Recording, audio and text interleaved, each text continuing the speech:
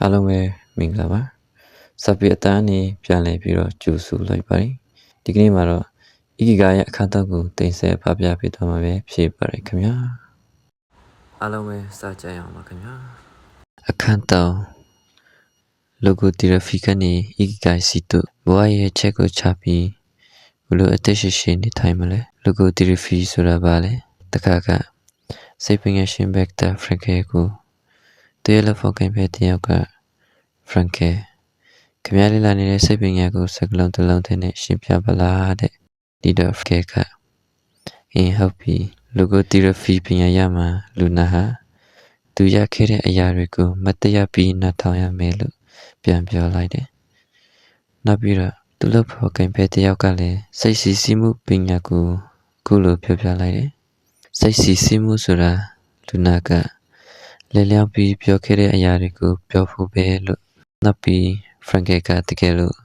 သူဟာလူနာတွေကိုမေးပထမဆုံးမိခွန်းကဘာလို့ကိုတေချောင်းမကြံကြတယ်လဲဆိုတဲ့မိခွန်းပဲတဲ့အများအဖြစ်လူတွေဟာတေချောင်းမကြံလောက်တဲ့အကြောင်းရင်းတွေတော့ရှာတွေ့တတ်ကြစမြဲပါပဲဒါဆိုလောဂိုတီရဖီဆိုတာဘာလို့ပြီးတယ်လဲအဖြစ်ကတော့ရှင်းရှင်းလေးပါအသက်ရှင်ရခြင်းရွယ်ချက်ကိုတတ်သိစေဖို့ပါပဲလောဂိုတီရဖီဆိုတာလူနာတွေကိုဘဝရဲ့ရွယ်ချက်တွေကိုအဖွေစေတယ်ဒါမှသာဘဝမှာကြောင်ရမယ့်အခက်အခဲတွေကိုရင်ဆိုင်နိုင်မှာလူရဲ့ဘဝရဲ့ချက်ကိုရှက်တွေ့တော့ဘဝမှာကြောင်ရတဲ့အခက်အခဲတွေကိုရင်ဆိုင်ကျော်လာဖို့နဲ့အသက်ရဲ့ချီနှောင်မှုတွေကိုချိုးဖျက်ပြီးဘဝကိုရရဲဝုန်းဝုန်းချစ်တဲ့ကသူတို့ရဲ့ကံကြမ္မာတွေကိုကိုယ်တိုင်ဖန်တီးတည်ဆောက်ဖို့တိုက်တွန်းပေးတယ်ဘဝရဲ့ချက်တစ်ခုဖရန်ကဲဟာသူရဲ့ဗီယက်နမ်မြို့ကဒေခါမှာလောက်ခဲ့တဲ့လေ့လာမှုတစ်ခုအရာလူတွေရဲ့80%ခန့်ဟာသူတို့ဘဝမှာအသက်ရှင်ရခြင်းရွယ်ချက်တစ်ခုရှိဖို့လူတွေလို့ယုံကြည်ကြတယ်လို့60%ခန့်သောလူနာတွေကသူတို့ဘဝမှာအသက်ကိုပါဆုံးလို့ရတဲ့ဘဝပန်းတိုင်တွေရှိတတ်ကြတဲ့ရွယ်ချက်ကိုရှာဖွေခြင်းဟာဖရန်ကဲလိုချင်တဲ့ပန်းတိုင်ကိုရောက်ဖို့ရအရေးပါဆုံးသောအတစ်ခုဖြစ်စေခဲ့တယ်လောဂိုတီရဖီကိုအဘာတိုင်းအစင်ငန်းစိတ်ခွဲခြားနိုင်ပါတယ်တဲ့ဘာမှမရှိတော့တယ်လို့စိတ်ရှုပ်ထွေးဆူရင်နေတဲ့အဆင့်လူနာရဲ့ခံစားချက်တွေဟာအတိတ်ပဲရှိတဲ့ဘဝတစ်ခုပိုင်ဆိုင်လိုခြင်းဆိုတာစိတ်ကူးပညာရှင်တက်တည်ပြတယ်။ချက်ချင်းပဲလူနာကသူ့ဘဝရွယ်ချက်ကိုရှာဖွေတယ်။လူနာဟာသူ့စံသားလျောက်သူ့ကံကြမ္မာကိုလက်ခံဖို့ဒါမှမဟုတ်ငင်းပယ်ဖို့ဆုံးဖြတ်တယ်။အခုအသေးသွရှိထားတဲ့ဘဝရွယ်ချက်ကြောင့်ကြုံရသမျှအခက်အခဲတွေဝမ်းနည်းစရာတွေကိုကျော်လွှားဖို့ခွန်အားရှိတယ်။ဖရန်ကဲကိုယ်တိုင်ကဒီမူတွေစံနမူနာတွေနဲ့အညီနေထိုင်ရင်ရှင်သန်ခဲ့တာ။အော်ဆွေအချင်းထောင်ကနေရလာတဲ့အတွေ့အကြုံကြောင့်ဖရန်ကဲယုံကြည်ခဲ့တဲ့တခုဟာလူတွေစီကအရာအလုံးကိုယူသွားလို့ရတယ်။ဒါပေမဲ့တခုပဲသူရဲ့ရွေးချယ်ပိုင်ခွင့်ကိုတော့ယူသွားလို့မရဘူး။ကြုံလာသမျှအခြေအနေတွေကိုဘယ်လိုစိတ်ထားမျိုးဘယ်လိုနီလန်းမျိုးတွေနဲ့ရေးဆိုင်ကြော်လာမလဲဆိုတာကိုတော့ဘယ်သူမှယူသွားလို့မရဘူးဒီအချက်ကြောင့်အော်ဆွေအချင်းထောင်မှာအချိန်တွေကိုတယောက်တည်းအကူအညီမပါဘဲရေးဆိုင်ကြော်ဖြတ်ခဲ့တာပေါ့ဒါတွေကပဲနောက်ပိုင်းသူ့ဘဝတစ်လျှောက်လုံးကိုတုံ့အားပေးခဲ့တာစိတ်ခွချမှုပညာနဲ့လောဂိုတီရဖီပညာရဲ့ခွာခြားချက်စိတ်ခွချမှုပညာလူနာကလူနာလိုအရာပေါ်လဲလျောင်းရတယ်အတိတ်ကိုပြောင်းကြည့်ရတယ်ကိုယ်စိတ်အတွင်းတရံတွေကိုလေ့လာရတယ်စိတ်ပျော်ရွှင်မှုခံစားရဖို့ဦးတည်တယ်စိတ်ပညာကိုအခြေခံတယ်အခြေခံယောဂတွေကိုလေ့လာတယ်ပဋိပက္ခတွေရဲ့တတိမပြုံးမိတဲ့ဆင်းရဲကိုလေ့လာတယ်အလိုလိုဖြစ်ပေါ်လာတဲ့အစိတ်အချင်းတွေလူနာရဲ့စိတ်မှာသူအလိုလိုပေါ်လာတဲ့စိတ်ချင်းတွေကိုပဲလေ့လာတယ်ယုံကြည်မှုနဲ့အခြေခံအဖြစ်မဆက်ဆက်ပဋိပက္ခတွေကိုပြည်လဲစီပြီးစိတ်လို့ဆောင်မှုတွေလက်တလောဖြစ်လာတဲ့တွေကိုကျင့်အောင်လုပ်တယ်လောဂိုတီရဖီလူနာကကိုယ်လမ်းညွှန်ပေးမယ်စိတ်ကူးဆရာနဲ့ရှေ့ဆိုင်ထိုင်ရတယ်စိတ်ကူးဆရာဟာလူနာကိုဘာဆုံးဖြတ်ချက်မှချမပေးဘူးအနာဂတ်ကိုမျှော်ကြည့်ရတယ်လူနာရဲ့စိတ်ထဲကိုဝင်မကြည့်ဘူးအနာဂတ်နဲ့ဘဝအတိတ်ပဲကိုရှေ့ကျူးတယ်စိတ်လက်ချင်းမှုတွေလည်းပါတယ်စိတ်အခြေခံယောဂတွေအပြင် လူဘဝရည်တည်မှုနဲ့ပတ်သက်တဲ့အနုစာဆက်ရောဂါတွေကိုလည်းလေ့လာတယ်ပြဿနာတွေဖြစ်ပေါ်လျက်ချင်းအချိန်အခါနေရာဒေသတွေကိုလေ့လာတယ်ထဲကိန်းအောင်နေတဲ့အတွေ့အကြုံတွေကိုပါလေ့လာတယ်ယုံကြည်မှုတွေနဲ့လည်းဆက်ဆံမှုရှိတယ်လူနာကိုဘဝရည်ရွယ်ချက်ကိုရှာဖွေစီပြီးကိုကျင့်တရားကိုမြတ်တအောင်လုပ်ပြီးတယ်မိမိအတွက်တိုက်ခိုက်ပါစိတ်ရှုပ်ထွေးမှုဆိုတာဘဝရည်ချက်တွေမရှိတဲ့အခါမျောလင့်ချက်တွေရချုပ်ခံရတဲ့အခါပေါ်လာတတ်တယ်မျိုးဖရန်ကယ်အမြင်မှာတော့ဒီလိုဘဝရည်ချက်ပြောက်ဆုံးတာလူတွေမှာဖြစ်နေကြအရာတစ်ခုပဲတဲ့စယောဂလက္ခဏာတစ်ခုမဟုတ်ဘူးဒီအပြင်ဒီလိုဖြစ်ခြင်းဟာပူတော်ကောင်းစေတာဘာလို့လဲဆိုတော့ပြောင်းလဲဖို့တဲ့ဓာတ်ကူပစ္စည်းတစ်မျိုးပါပဲတဲ့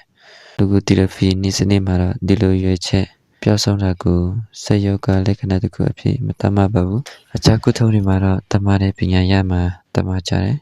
ဒီလိုဘဝရဲ့ချက်ပြောက်ဆုံးတာကိုတတိပြုမိမှသူတို့ဘဝမှာလိုအပ်တဲ့အရာတွေစိတ်ကျဉ်းမှုတွေရဖို့ပုံမှုရှာဖွေတတ်ကြတယ်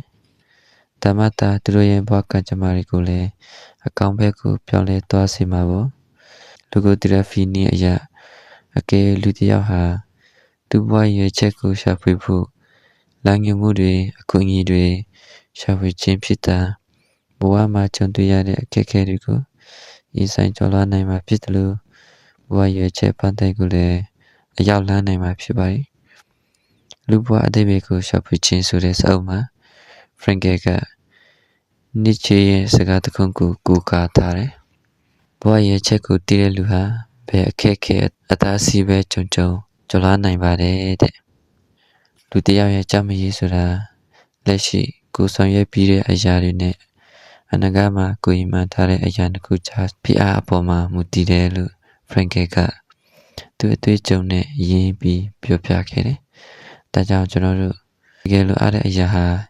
ငြင်းချတဲ့လူဘဝမဟုတ်ဘူး။ကိုယ်မှရှိတဲ့စွမ်းအားတွေကိုသုံးပြီး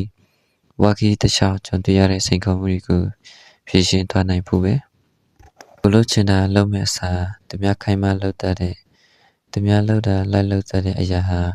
ဒီနေ့ကလူအတိုင်းဝိုင်းမှာပုံမှန်ဖြစ်နေတဲ့အရာတစ်ခုလိုဖြစ်နေပြီဒါကို existential crisis လူဖြစ်အချင်းဒုက္ခလို့ခေါ်တယ်တချို့ကသူတို့ကိုဖြစ်စေခြင်းတဲ့အရာနဲ့သူတို့တကယ်လို့ချင်းဖြစ်ခြင်းတဲ့အရာကြားကဘာချက်ကိုငွေအားအာယုံဖြည့်တဲ့နည်းဒါမှမဟုတ်ခံစားမှုတွေကိုထုံထိုင်းသွားအောင်လုပ်ပြီးဖြစ်ဆွဲဖို့ကြိုးစားကြတယ်သူတို့လိုချင်တဲ့ကိုကြတော့မကြိုးစားကြဘူးဒီလိုလုပ်တာဟာမိမိကိုယ်ကိုတည်ကြောင်းချနိုင်တဲ့အထိဖြစ်သွားစေတတ်ပါတယ်။တနည်းကလေးစယောဂဆိုတာတကယ်လူတွေဟာသူတို့အလောက်ကိုမသွားချင်ရည်ချက်မရှိလို့ဖြစ်လာတဲ့စယောဂတစ်မျိုးပဲ။သူစိတ်ထဲရင်ထဲမှာဗမျောလင်းချက်ခံစားချက်မှမရှိဘူး။ဒါကိုတော့သူအဖြစ်ရှာရလိမ့်မယ်။ဒီအပြင်လူဘဝရွယ်ချက်တဏိတာကိုစတင်ခြင်းရွယ်ချက်ဖြစ်တဲ့ဣဂိဂိုင်ကိုရှာဖွေရလိမ့်မယ်။မျောလင်းချက်မရှိတဲ့ဘဝဗီယက်နမ်ပိုလီကလင်းနစ်ဆေးရုံမှာပြုလုပ်ခဲ့တဲ့စမ်းသပ်မှုတစ်ခုအရလူနာ55ရာခိုင်နှုန်းဟာဒီလိုဖြစ်လာရတာအတိတ်ပဲမရှိဘူး။ရွယ်ချက်မရှိဘူးဆိုတဲ့လူဖြစ်ရတဲ့ဒုက္ခကိုခံစားနေကြရတယ်။လိုကိုတီရဖီစနစ်အရာလူတစ်ယောက်ဟာ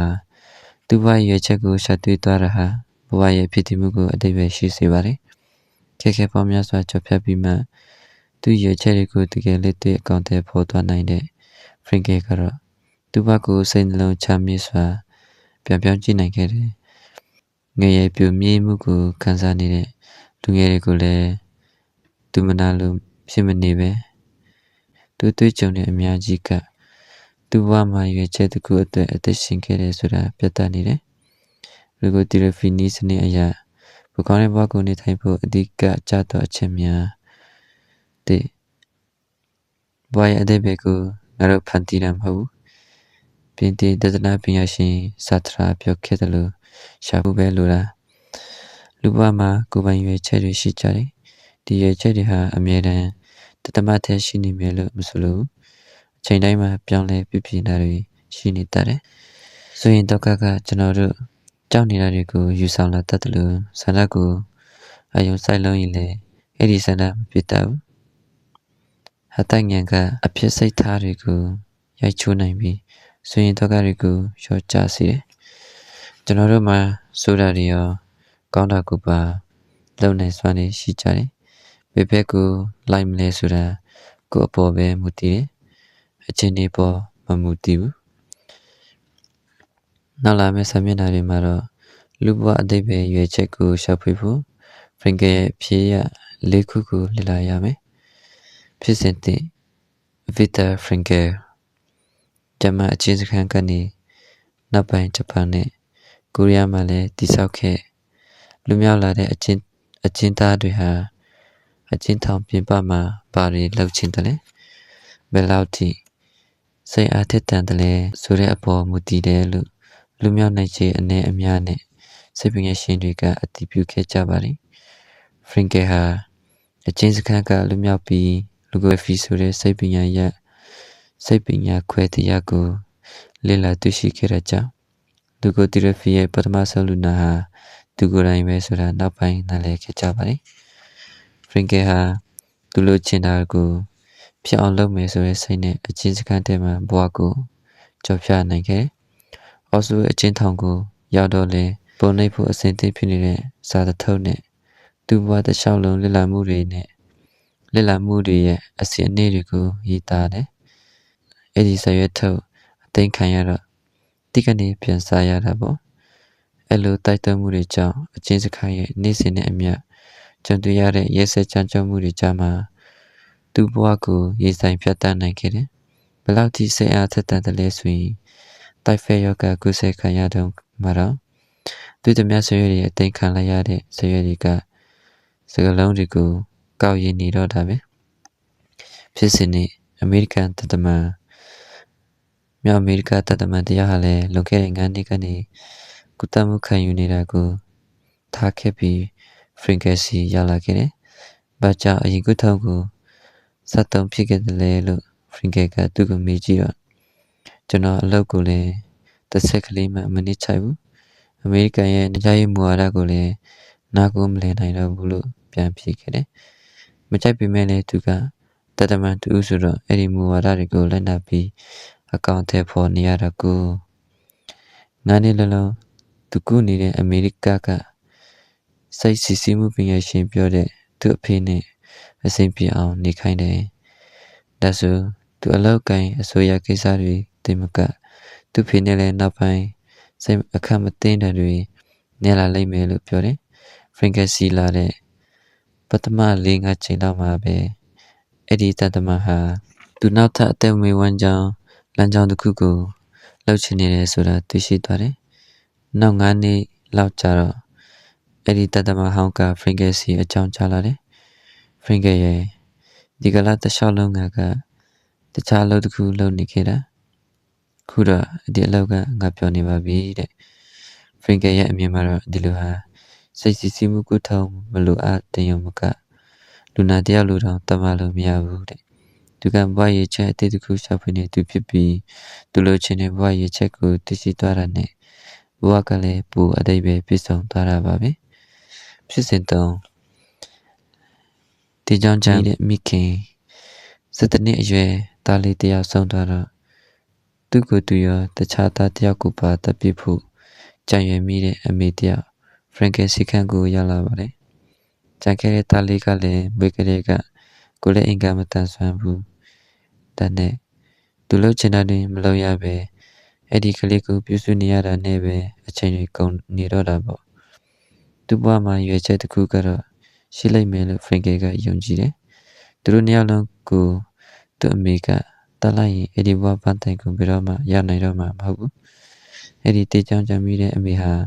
သူ့အကြောင်းဇလန်ကိုတခြားသူတွေနဲ့ဝေမျှရေးအစီအစဉ်မှာပြောပြတယ်ဖရင်ကယ်ကတခြားမိန်းကလေးတယောက်ကိုမိကွန်းတစ်ခုမိလိုက်တယ်ခမရတာတေလူမျိုးပါအဲ့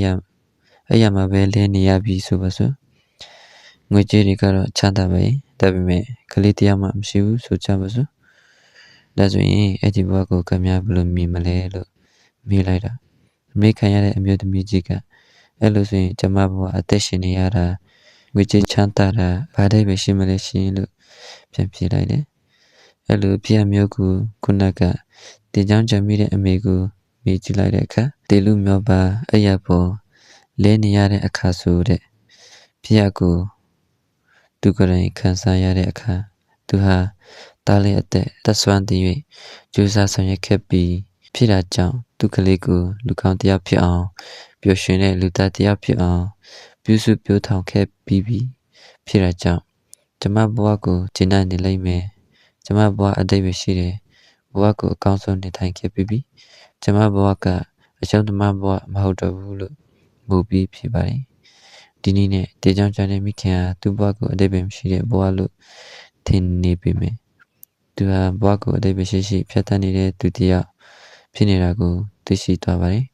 သူဘဝရဲ့အတိတ်ပဲရွေးချက်ဘာဆိုတာလဲရှာတွေ့သွားပါတော့တယ်ဖြစ်စဉ်လေးတော့ကမိတောက်နေတဲ့ဆရာဝန်အလုံးခဲ့တဲ့3နှစ်လောက်ကမိမဆုံးသွားကြတဲ့ကစိတ်ဒုက္ခအကြီးအကျယ်ရောက်နေတဲ့စိတ်ပစ္စည်းမှုတွေကိုမတုံ့လှန်နိုင်တဲ့ဆရာဝန်တရားဖရန်ကယ်စီရောက်လာပါတယ်။သူ့ခြေနေတွေကိုခွဲချမ်းစိတ်ဖြတ်ကြည့်အကြံဉာဏ်တွေပေးမဲ့အစားခမရတာအရင်ဆုံးသွားမယ်ဆိုရင်ဘယ်လိုဖြစ်မလဲလို့ဖရန်ကယ်ကမေးလိုက်တော့ဆရာဝန်ကအလန့်တကြားဖြစ်သွားပြီးကျွန်တော်မိမအရန်အနာကျင်ခံစားရမှာပေါ့ဆရာလို့ပြန်ဖြေလိုက်တယ်ဒီတော့ဖရန်ကယ်ကဒေါက်တာတီးပြီလားခုတော့ဒေါက်တာဟာသူနာကျင်ရမယ့်ဝေဒနာတွေကိုဖြေရှာပြလိုက်တာပဲဒါပေမဲ့ဒီအစားဒေါက်တာကပဲသူ့ကိုတန်တလွန်းဆုပ်ပြီးအသက်ရှင်ကြံရရတာပေါ့လို့ပြောလိုက်တယ်ဒေါက်တာဟာနောက်ထပ်စကားတခုမှမပြောတော့ပဲဖရန်ကယ်ရဲ့လက်ကိုဆုပ်ကင်ပြီးတော့ကျေးဇူးတင်စကားပြောလိုက်တယ်စေကန်းကအေးစစ်စစ်ထွက်လာလိုက်တယ်သူမိမခံစားရမယ့်နာကျင်မှုတွေကိုသူပဲခံစားတော့မယ်ပေါ့ခုတော့သူ့ဘဝရဲ့ချက်ကိုသူတည်သွားခဲ့ပြီမိုရီတာကုထုံလိုဂိုသီရပီကုထုံပေါ်လာတဲ့ဆယ်စုနှစ်အတွင်းမှာပဲရှီမာမိုရတာဟာဘဝရဲ့ချက်ကိုဘူပြတဲ့ကုထုံတစ်ခုကိုဖော်ထုတ်ခဲ့တယ်ဒီကုထုံကလည်းစိတ်ယောဂတွေစိတ်ဆွဲလန်းယောဂနဲ့ပရိပခါလွန်စိတ်ပစ္စည်းမှုတွေကိုကုသရမှာအရန်ထိရောက်တာတွေ့ရပါတယ်ရှီမာမိုရီတာဟာစိတ်ကူးဆရာတူဦးတင်မကဇင်ဗုဒ္ဓဘာသာဝင်တယောက်လည်းဖြစ်တယ်သူရဲ့ကုထုံကဂျပန်နိုင်ငံမှာခုထိအသုံးချနေတော့မှာပဲနောက်တိုင်းစိတ်ကုထုံတွေက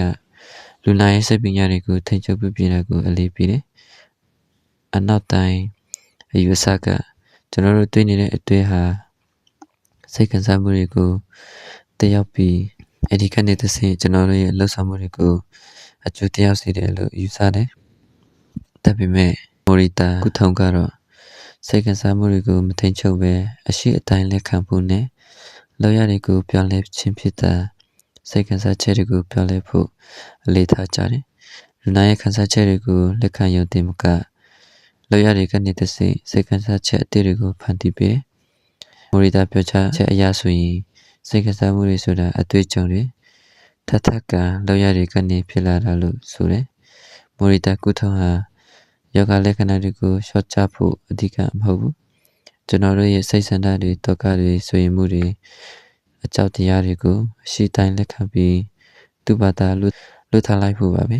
မိုရီတာကုထုံနဲ့ဆိုရင်လုံဆေယောဂဤတဘဝစအုပ်မှာမိုရီတာကစေကံစားချက်တွေကိုသူ့ဘာသာအတိုင်းစောင့်ကြည့်နေရတာကအကောင်းဆုံးပဲလို့အရေးခဲ့တယ်မကောင်းတဲ့စိတ်ခံစားချက် negative feeling တွေကိုဘယ်လိုဖြောင်းရမလဲဆိုတဲ့မိခွန်းကိုမိုရီတာကအမဖုံပြင်းနဲ့ရှင်းပြခဲ့တယ်။တိုင်မှာအချီခံရတဲ့မင်းတကောင်ဟာကျိုးရှိတလောက်တော့သူထွက်ပြေးဖို့ကြိုးစားမှာပဲ။ဒါပေမဲ့လည်းဘယ်လောက်ပဲကြိုးစားသူကရုံထွက်မရတဲ့နောက်ပိုင်းတိုင်မှာပဲငိနေတော့မှလူတွေအသွေးလွန်တာလဲအဲ့လိုမျိုးပဲ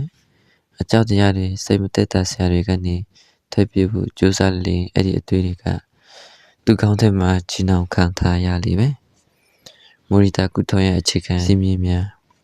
တဲ့ခန်းစားချက်တွေကိုအတိအမှပြုပါကျွန်တော်တို့စိတ်ထဲမှာဆွဲနေတဲ့အသွေးတွေရှိနေရင်အဲ့ဒီအသွေးတွေကိုဖယ်ရှားပစ်ဖို့ထိန်းချုပ်ဖို့ကြိုးစားပါနဲ့ထိန်းချုပ်ဖို့ဖယ်ရှားဖို့ကြိုးစားလေသူတို့ကပို့ပြီးခိုင်မာလေပဲလူစိတ်ခံစားချက်တွေနဲ့ပတ်သက်ပြီးစဉ်းစားရတော့ကတော့လိုင်းတဘူတစ်ခုကိုနောက်လိုင်းတဘူတစ်ခုနဲ့ခြေဖြတ်မယ်ဆိုရင်ပင်လယ်တစ်ခုလုံးလိုင်းလုံးတွေနဲ့ဖြစ်သွားလိမ့်မယ်တဲ့ စိတ်ကစားချက်တွေဆိုတာ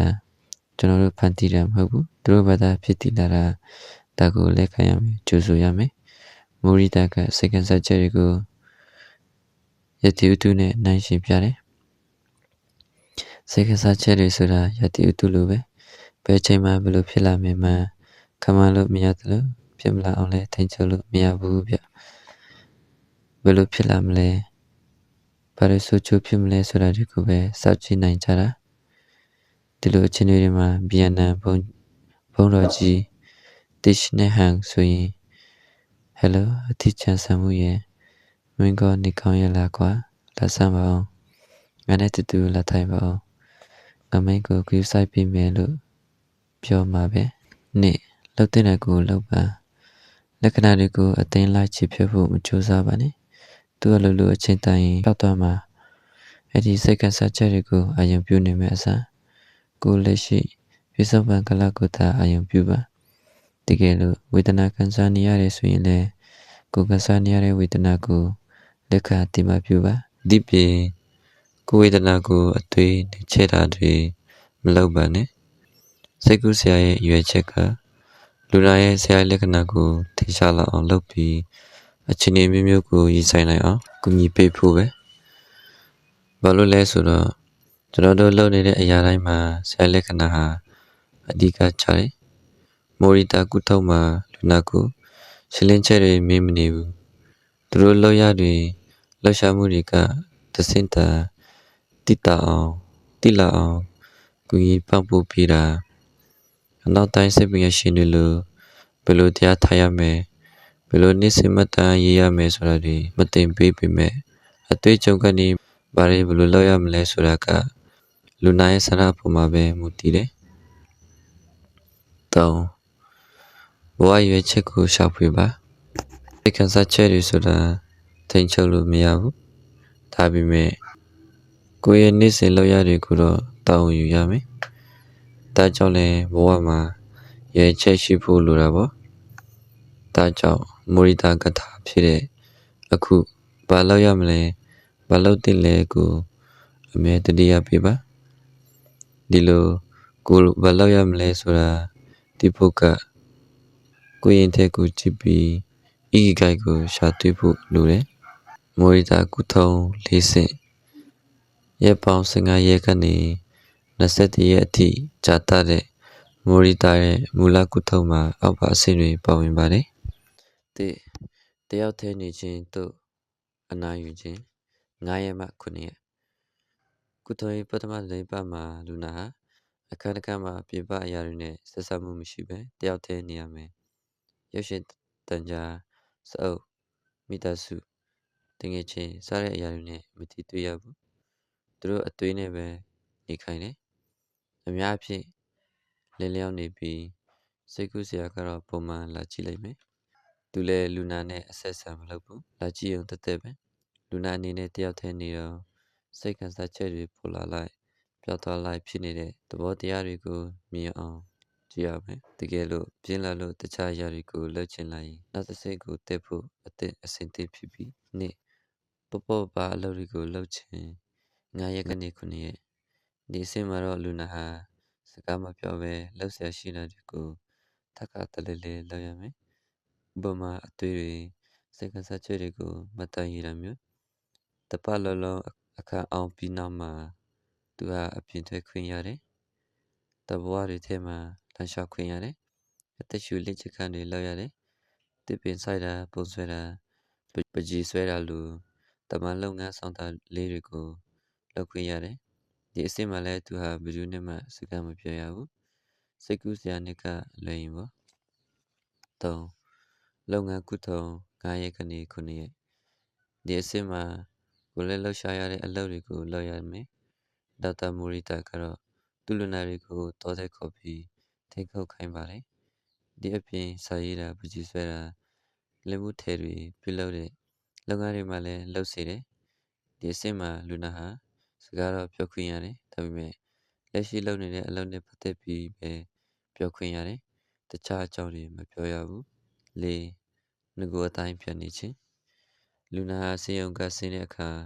ငကိုအတိုင်းပုံမှန်နေလို့ရပြီ ဒါပေမဲ့တရားမှတ်တာ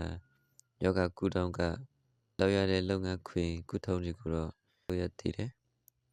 အတိတ်ပဲကတော့ဘဝရည်ချက်အတွေ့တွေနဲ့တခြားလူမှုရေးဖြစ်အားစိတ်ဖြစ်အားတွေမရှိဘဲနဲ့လူဘဝကိုလူတစ်တယောက်လိုပြန်လဲဝင်ရောက်လာခြင်းပဲနိက္ကကမ္မထံမောရိတာနိက္ကကမ္မထံဆရာတူလည်းဖြစ်တော့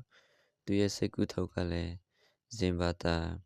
နိက္ကကမ္မထံတွေနဲ့အများကြီးဆက်ဆက်နေတယ်ဒီမှာအဓိကရေးတဲ့မေခွန်း၃ခုကတစ်သူစီကငါပါရခဲ့လေနှစ်သူကိုငါပါပေးခဲ့ပြီလေ၃သူကိုဘာပြဿနာတွေဖြစ်စေခဲ့လဲဆေဘာမေခွန်း၃ခုကိုမြင်မြင်ချင်းဖြင့်ပြဿနာတွေရဲ့အကြောင်းရင်းကိုသူများကိုပုံချတော့မယ်ကိုတောင်းယူလာနိုင်တယ်မောရိတာပြောသလိုပြောဆိုရင်ဒေါသထွက်ပြီးလူတစ်ယောက်ကိုတပ်ပစ်ချင်နေ၃ရက်လောက်အချိန်ယူစဉ်းစားပါဦး၃ရက်ကြာတဲ့အခါအဲ့ဒီဒေါသစိတ်ကသူ့လိုပျောက်သွားလိမ့်မယ်တဲ့